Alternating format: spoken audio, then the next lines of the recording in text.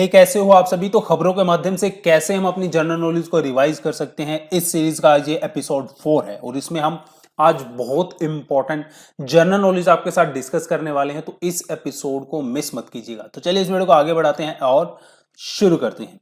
तो जो इस वीडियो को पहली बार देख रहे हैं उनको मैं बता दूं कि हम खबरों के माध्यम से हमारी जो जनरल नॉलेज होती है उसको रिवाइज करते हैं।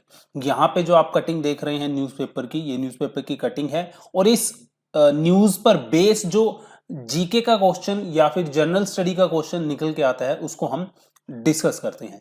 तो एक बहुत ही अच्छा माध्यम है जिससे हम अपनी जीके प्लस अपनी करंट अफेयर को रिवाइज कर सकते हैं। पर इसमें हम सिर्फ जीके को ही रिवाइज कर रहे हैं, करंट अफेयर नहीं करवा रहे। तो unique identification authority of India is a dash, जो यूआईए आपने पढ़ा होगा, ठीक है, कि यूआईडीएआई जो हमारे आधार कार्ड इशू करती है वो क्या है, एक संस्था है। किस टाइप की संस्था है? Judicial body, statutory body, constitutional body, ad hoc body.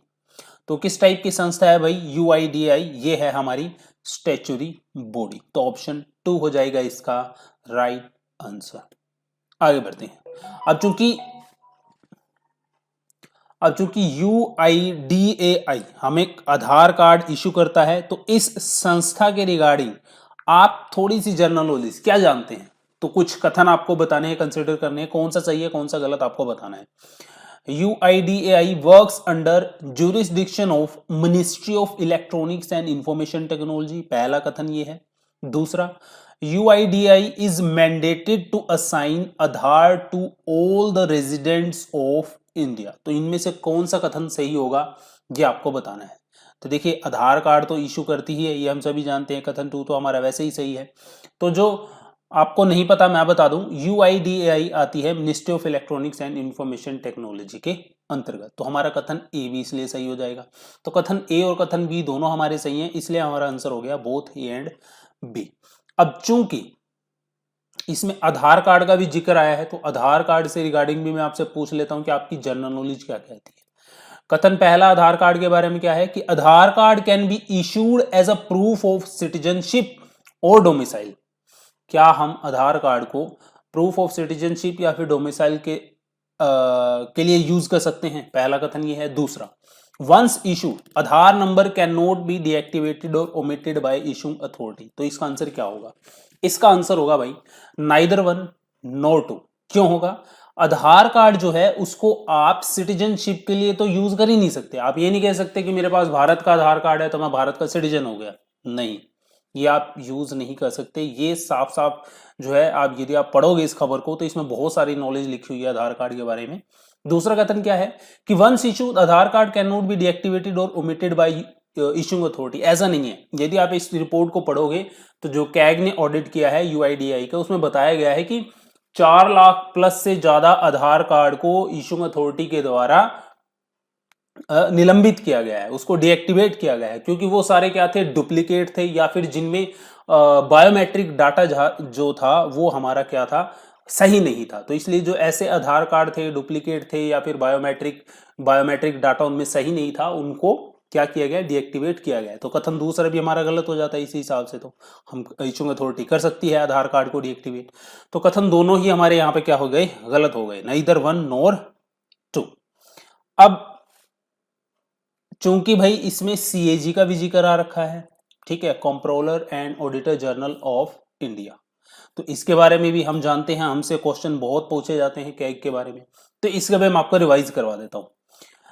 Who is the head of Indian audit and account department, जिसे हम as a chief guardian of public purse भी बोलते हैं। तो ये कौन सी संस्था होती है? कौन कौन होता है? तो ये होता है, कौन होता है? कैग। जी हाँ, controller and auditor general of India, CAG. Option 3 हो जाएगा इसका राइट आंसर। आगे बढ़ते हैं। Duties and power of controller and auditor general of India, यानी कि सीएजी की जो ड्यूटीज और पावर्स होती हैं वो भारत के कौन से संविधान में बताई गई हैं? Article 148, article 149, article 150, article 151। तो ये सारी पावर बताई गई हैं आर्टिकल 149। जो हमारा आर्टिकल 148 है वो डील करता है सीएजी की जो अपॉइंटमेंट्स है, ओथ है और उनके सर्विस की कंडीशंस के बारे में। तो जो आर्टिकल 149 है उसमें सीएजी की ड्यूटी और पावर्स को मेंशन किया गया है। आगे बढ़ते हैं। Consider the following statement. तो कैग से संबंधित ये स्टेटमेंट है, आपको बताना है निम्नलिखित में से कौन सी सही है कौन सी गलत है। चलिए अटेम्प्ट करते हैं। पहला कथन क्या कहता है, सीएजी जो हमारा सीएजी है भारत का is appointed by president with tenure of 6 year or 65 years of age whichever is earlier. बिल्कुल सही बात, सीएजी को अपॉइंट कौन करते हैं, प्रेसिडेंट करते हैं। उसके टर्म क्या होती है सीएजी की, या तो 6 साल होगी या फिर 65 ईयर, जब उसकी 65 साल की एज हो जाएगी, इनमें से जो भी पहले होगा उसको कंसिडर किया जाएगा। तो कथन 1 हमारा सही हो गया। कथन 2 की तरफ बढ़ते हैं। CAG audits the account related to all expenditure from consolidated fund of India only for account of union government. कथन 2 हमारा गलत है। देखिए कैग ऑडिट करता है सभी एक्सपेंडिचर का जो कंसोलिडेटेड फंड ऑफ इंडिया में से किए जाते हैं, चाहे वो यूनियन गवर्नमेंट के हो चाहे वो स्टेट गवर्नमेंट को। तो स्टेट गवर्नमेंट का भी ऑडिट करता है CAG.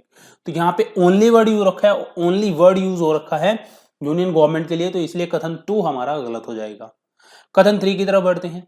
Reports of controller and auditor general of India relating to accounts of union shall be submitted to the president. CAG अपनी रिपोर्ट सबमिट कहां पे करता है, प्रेसिडेंट को करता है, जिसके बाद वो रिपोर्ट्स कहां पे रखी जाती हैं, हमारी पार्लियामेंट में। तो यहां पे कथन पहला और कथन तीसरा हमारा सही है, दूसरा हमारा सही नहीं है। तो इसका आंसर क्या हो जाएगा, ओनली 1 एंड 3 ऑप्शन बी हो जाएगा राइट आंसर। आगे बढ़ते हैं। Consider the following statement. यदि जो भी व्यक्ति कैग अपॉइंट होता है और बाद में वो रिटायर हो जाता है, तो पहला कथन कह रहा है कि वो व्यक्ति किसी भी गवर्नमेंट ऑफिस को, चाहे वो यूनियन का है चाहे वो स्टेट का है, उसको होल्ड नहीं कर सकता, वहां पे अपॉइंट नहीं हो सकता। तो पहला कथन हमारा बिल्कुल सही है। यदि आप कैग बनते हो, रिटायर हो जाते हो, तो बाद में रिटायर होने के बाद आप किसी भी यूनियन गवर्नमेंट और स्टेट गवर्नमेंट के पद पर नहीं रह सकते। दूसरा, salary of CAG charged upon consolidated fund of India. Salary हो गई, उनकी पेंशन हो गई, ठीक है, तो वो सारी कहां से दी जाती है, कंसोलिडेटेड फंड ऑफ इंडिया से दी जाती है। तो यहां पे दोनों कथन हमारे सही हो गए। तो इसका आंसर क्या हो जाएगा, बोथ 1 एंड 2। आगे बढ़ते हैं। इलेक्टोरल बॉन्ड स्कीम, जी हाँ, ये भी चर्चा में रही थी, द हिंदू का ये आर्टिकल है। तो आपको बताना है कि कथन में पहले 2 कथनों में से कौन सा सही है कौन सा गलत है।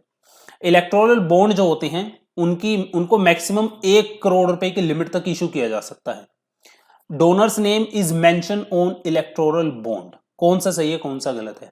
भाई मेरी बात सुन लो पहले तो, जो हमारा इलेक्टोरल बॉन्ड होते हैं ना, उनकी मैक्सिमम लिमिट होती ही नहीं, ठीक है। डिनोमिनेशन होती है उनकी कि उनको आप 1000 रुपए का इलेक्टोरल बॉन्ड ले सकते हो, 10,000 का, 1 लाख का, 10 लाख का, 1 करोड़ का। 1 करोड़ की डिनोमिनेशन में आप कितने भी इलेक्टोरल बॉन्ड ले सकते हो, तो उसकी कोई मैक्सिमम लिमिट नहीं है इलेक्टोरल बॉन्ड की। दूसरी बात, डोनर का नाम मेंशन होता है इलेक्टोरल बॉन्ड में, बिल्कुल भी नहीं, डोनर का नाम मेंशन नहीं होता इलेक्टोरल बॉन्ड के ऊपर। तो इसका आंसर हो जाएगा, एक भी कथन सही नहीं है, तो नाइदर 1 नॉर 2। आगे बढ़ते हैं। Consider the following statement about low earth orbit. तो ये PIB न्यूज का आर्टिकल है, तो उसी से रिलेटेड ये खबर है, आपको बताना है। लो अर्थ ऑर्बिट, लो अर्थ ऑर्बिट जो होता है हमारा, ठीक है, इसमें जो सैटेलाइट डिप्लॉय किए जाते हैं उनकी हाइट जो होती है धरती से 2000 किलोमीटर के नीचे नीचे वो रखे जाते हैं, ठीक है। पहला कथन तो हमारा ये कहता है, जो कि हमारा क्या है, बिल्कुल सही है। दूसरा, earth observation satellite and spy satellite use LEO orbit as they are able to see the surface of earth clearly by being close to it. बिल्कुल सही बात है। जो हमारे अर्थ के ऑब्जर्वेशन सैटेलाइट होते हैं, भाई अगर आपको अर्थ को ऑब्जर्व करना है, ठीक है, तो जो सैटेलाइट हम यूज कर रहे हैं अर्थ के सरफेस के पास होना चाहिए, और दूसरा कि उसको अच्छे से कंट्रोल किया जा सके और उसको धरती पर रह के अच्छे से मेंटेन किया जा सके। तो अर्थ ऑब्जर्वेशन सैटेलाइट को जो है हम लियो ऑर्बिट में रखते हैं, स्पाई सैटेलाइट को भी लियो ऑर्बिट में रखते हैं। तो कथन 2 भी हमारा सही है। International space station, for example ले लीजिए आप, हमारा जो इंटरनेशनल स्पेस स्टेशन है जिसमें जो काम करने वाले साइंटिस्ट होते हैं वो आते जाते रहते हैं, तो यदि इसको हम इंटरनेशनल स्पेस स्टेशन को और हाई एल्टीट्यूड पे प्लेस करते अर्थ से, तो फिर जो ट्रांसपोर्टेशन कॉस्ट ज़्यादा हो जाएगा और टेक्निकलिटी बढ़ जाएंगी। तो इसलिए जो इंटरनेशनल स्पेस स्टेशन है उसको भी लो अर्थ ऑर्बिट में रखा गया है। तो इसका आंसर क्या हो जाएगा मेरे भाई, ऑल आर ट्रू, सभी के सभी क्या है हमारे कथन सही है। आगे बढ़ते हैं, consider following statement about Jupiter planet. Jupiter planet के बारे में कौन से कथन सत्य हैं आपको बताने हैं। पहला कथन क्या कहता है कि जुपिटर का जो एटमॉस्फेयर बना हुआ है ना, वो मोस्टली ज्यादातर हाइड्रोजन और हीलियम से मिलकर बना है, जो कि बिल्कुल सही है क्योंकि गैसेस प्लैनेट आप जानते हैं। Ganymede is the largest satellite of Jupiter as well as our solar system. कथन 2 ऐसे होना चाहिए था, Ganymede is the largest satellite of Jupiter as well as our solar system, जो कि बिल्कुल सही है। गैनीमेड जो कि एक मून कहा जाता है किसका, जुपिटर का, वो सबसे बड़ा मून है जुपिटर का। इसके अलावा गैनीमेड लार्जेस्ट सैटेलाइट है अवर सोलर सिस्टम का। तो यहाँ पे दोनों कथन हमारे सत्य हैं, तो इसका आंसर हो जाएगा बोथ 1 एंड 2। आगे बढ़ते हैं, consider following statements about Agniveer. Agniveer भाई न्यूज में रहा, ये क्या है, दरअसल गवर्नमेंट ने हमारी जो आर्मी है उसके लिए एक वॉलंटरी स्कीम लागू की है, टूर ऑफ ड्यूटी। ठीक है, इसके अंतर्गत क्या होगा, इसके अंतर्गत जो हम सेना में जवानों को भर्ती करेंगे, जो यंगस्टर सेना में कोई भी, मान लीजिए आप सेना में भर्ती होना चाहते हैं, ठीक है, तो आपको 3 साल के लिए जो है सेना में रखा जाएगा। ठीक है, 3 साल के बाद आपको सेवानिवृत्त कर दिया जाएगा। यदि आपकी परफॉर्मेंस अच्छी हुई तो आपको परमानेंट भी कर लिया जाएगा, और इन सभी को टूर ऑफ ड्यूटी के तहत रखा जाएगा, टूर ऑफ ड्यूटी स्कीम के तहत।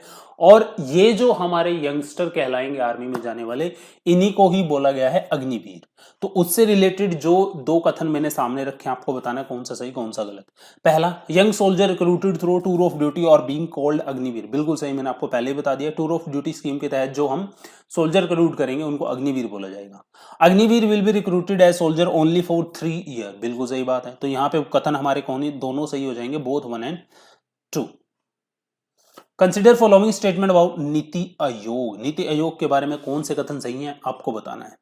पहला, नीति आयोग किस पे फोकस करता है, bottom up approach of planning, बिल्कुल सही बात। नीति आयोग जो फोकस करता है वो bottom up approach of planning पे फोकस करता है। दूसरा, it had power to allocate funds to ministries and state government, बिल्कुल गलत। NITI Aayog as a think tank का काम करता है। ये जो फंक्शन दिया गया है कथन 2 में, ये फंक्शन होता था प्लानिंग कमीशन का, जिसके तहत फंड को एलोकेट किया जाता था मिनिस्ट्रीज और स्टेट गवर्नमेंट को। तो कथन 2 हमारा गलत है, कथन 1 हमारा सही है। तो ओनली 1 यानी कि ऑप्शन ए हो जाएगा इसका राइट आंसर। आगे बढ़ते हैं, नीति आयोग के बारे में और 2 कथन है आपको बताने हैं। तो पहला क्या है कि जो नीति आयोग का सीईओ होता है उसको हमारे देश के प्रेसिडेंट अपॉइंट करते हैं फिक्स टेन्योर के लिए, बिल्कुल गलत है। प्रेसिडेंट नहीं अपॉइंट करते, प्राइम मिनिस्टर। प्राइम मिनिस्टर जो होता है चेयरमैन होता है नीति आयोग का, और वो ही सीईओ को रिक्रूट करता है फिक्स टेन्योर के लिए, और जो रिक्रूट करता है वो सेक्रेटरी लेवल की, जो भारत की गवर्नमेंट ऑफ इंडिया है उसमें जो सेक्रेटरी लेवल का अधिकारी होता है उसको नियुक्त किया जाता है सीईओ, और प्रधानमंत्री नियुक्त करता है। तो कथन 1 हमारा गलत हो गया। कथन 2 क्या कह रहा है, it serves in spirit of cooperative federalism as state are equal partner. भाई स्टेट को ही मिलाकर चलने का उद्देश्य नीति आयोग का है, कोऑपरेटिव फेडरलिज्म उसी की बात हो रही है। तो कथन 2 हमारा क्या है, सही है। तो इसीलिए इसका आंसर क्या हो जाएगा, option B, only 2 is right answer. आगे बढ़ते हैं, the first state to be created on linguistic basis was in 1953। कौन सा था ये स्टेट 1953 में जिसको लिंग्विस्टिक बेसिस के आधार पर बनाया गया था, केरला, तेलंगाना, तमिलनाडु, आंध्र प्रदेश।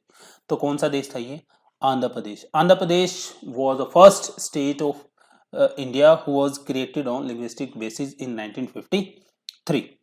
आगे बढ़ते हैं, which of the following state is not cover under 6th schedule of Indian constitution. इससे जो पहला एपिसोड 3 था हमारी इस सीरीज का, उसमें मैंने आपको बताया था कि जब भी नॉर्थ ईस्ट रीजन की बात होगी, और मैंने आपको स्टेट भी बताए थे, ठीक है, इनमें शेड्यूल ट्राइब्स की बात होगी तो हमेशा शेड्यूल 5th और शेड्यूल 6th की बात होगी, हमेशा न्यूज में दिखेगा ही दिखेगा। जो 6th शेड्यूल का मैंने आपको बताया था, ठीक है, कौन कौन से इसके अंडर स्टेट कवर थे, एपिसोड 3 में बताया था। अब आपको बताना है 6th शेड्यूल में निम्नलिखित में से कौन सा स्टेट कवर नहीं है, मणिपुर, मेघालय, मिजोरम और त्रिपुरा। जो मणिपुर है वो 6th शेड्यूल के अंतर्गत नहीं आता, असम, मेघालय, मिजोरम, त्रिपुरा, ठीक है, ये हमारे स्टेट हैं जो आते हैं किसके 6th शेड्यूल के अंदर, असम, मेघालय, त्रिपुरा, मिजोरम। आगे बढ़ते हैं, article dash is about the official language of union of India. तो ऑफिशियल लैंग्वेज कौन से आर्टिकल में मेंशन, ये आपको वर्णन देखने को मिलेगा, कौन से आर्टिकल में मिलेगा? आर्टिकल 343 में, 343 में। आगे बढ़ते हैं। 8th schedule of the constitution of India consist of dash languages. हमारा जो 8वां शेड्यूल है उसमें कितनी भाषाएं हैं? देखिए जब 8th शेड्यूल बना था तो उसमें 14 भाषाएं थी, बाद में जिनकी संख्या बढ़कर कितनी हो चुकी है? 22। तो इसका आंसर फिर क्या हो जाएगा? Option 3, 22। Which of the following language is not a classical languages of India? Sanskrit हमारी क्लासिकल लैंग्वेज है, ओडिया क्लासिकल लैंग्वेज है, ये तो रिसेंटली ऐड की गई थी, और तेलुगु भी हमारी जो है क्लासिकल लैंग्वेज है इंडिया की। बट जो मैथिली है वो हमारी क्लासिकल लैंग्वेज नहीं है इंडिया की। तो इसका आंसर ऑप्शन 4 हो जाएगा। इसके अलावा तमिल, संस्कृत, कन्नड़, तेलुगु, मलयालम, ओडिया ये हमारी क्या है? क्लासिकल लैंग्वेज है। इससे क्वेश्चन पूछा जाता है डायरेक्ट, इनको नोट कर लीजिए। Mulla Periyar dam issue is a conflict between, आपने पढ़ा होगा मुल्ला पेरियार डैम के बारे में। अब लगभग हर साल इसकी न्यूज़ आती ही रहती है मुल्ला पेरियार डैम की, ठीक है। और इस डैम में जो वाटर लेवल के इशू को लेके और इसकी सिक्योरिटी को लेके जो है कॉन्फ्लिक्ट बना रहता है। कौन से 2 स्टेट्स के बीच में ये कॉन्फ्लिक्ट बना रहता है आपको बताना है। तो ये जो कॉन्फ्लिक्ट बना रहता है ये बना रहता है केरला और तमिलनाडु के बीच में। तो इसका आंसर ऑप्शन हो जाएगा 3, केरला एंड तमिलनाडु, ठीक है। और तो चलिए आज का जो हमारा एपिसोड 4 था, एक क्वेश्चन रह गया, ये भी कर लेते हैं। Which of the following statement are true about SEBI? SEBI के बारे में निम्नलिखित में से कौन से कथन सत्य हैं आपको बताने हैं। सेबी जो है हमारी एक स्टैच्यूटरी बॉडी है जिसको 12 अप्रैल 1992 को स्थापित किया गया था। तो कथन 1 हमारा सही है, सेबी हमारी स्टैच्यूटरी बॉडी है, 12 अप्रैल 1992 को ये बनी थी, ठीक है। जो हेडक्वार्टर है सेबी का वो मुंबई में, तो ये भी सही है। दोनों कथन हमारे क्या है? सही है। तो both 1 and 2 is a right answer. तो ये था हमारा एपिसोड 4। आई होप ये क्वेश्चन जो मैंने आपके साथ डिस्कस किए हैं बहुत अच्छे आपको लगे होंगे। प्यार दिखाइए, सपोर्ट दिखाइए, लाइक कीजिए, शेयर कीजिए। मिलता हूँ नेक्स्ट वीडियो में।